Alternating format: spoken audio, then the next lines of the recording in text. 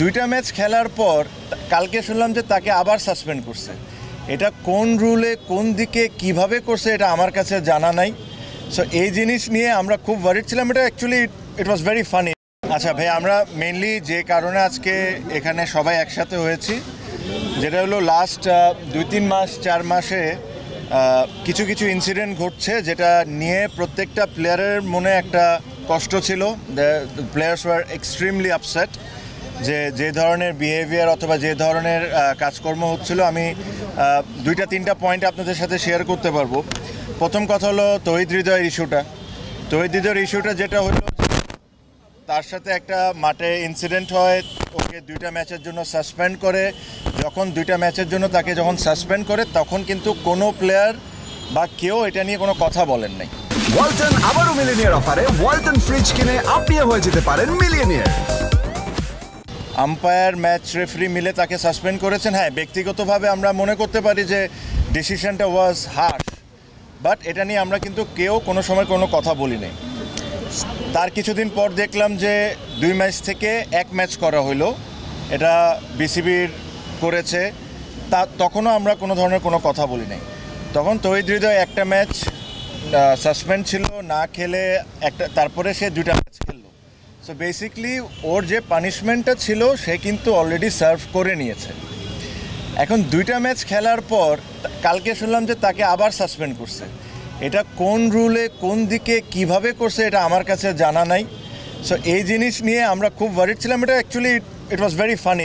কোনোভাবেই সাসপেন্ড হতে পারে না, বিকজ যে ছেলে অলরেডি সাসপেনশন হয়েছে, তাকে বিসিবি অ্যালাউ করেছে খেলার জন্য 2 ম্যাচ, তাকে আবার আপনি কিভাবে সাসপেন্ড করতে পারেন? সো এটা আমাদের একটা বড় পয়েন্ট ছিল। হৃদয়ের কেসটা বলেছি যে আমাদের কাছে কোনো সেন্সই মেক করে না। হ্যাঁ, প্রথম 2 ম্যাচ যদি সাসপেন্ড হয়ে যেত ফাইন, বাট 2 ম্যাচ সাসপেন্ড করে 1 ম্যাচ করে আবার 2 ম্যাচ খেলতে দিয়ে আবার 1 ম্যাচ সাসপেন্ড করা, এটা একটা আসলে মানে হাস্যকর ব্যাপার হয়ে যাচ্ছে।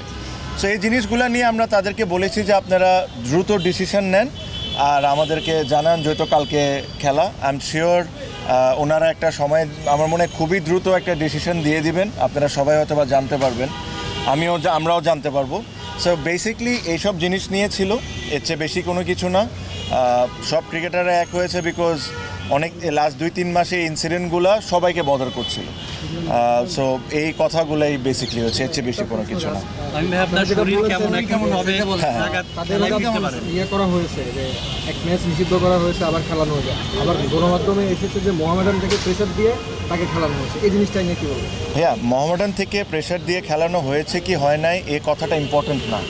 তাকে কি বিসিবি খেলতে অ্যালাউ করেছিল? ইফ বিসিবি অ্যালাউড, তার মানে he has served his punishment.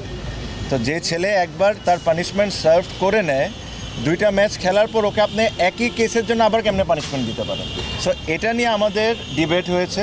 ওনাদেরকে আমরা সুন্দর করে এক্সপ্লেন করেছি যে আমরা কি ফিল করি, তারপরে ওনারা ওনাদের মতো সিদ্ধান্ত দেবেন। এটা হলো Towhid Hridoy was one part. For more updates, subscribe to our YouTube channel and click on the bell icon.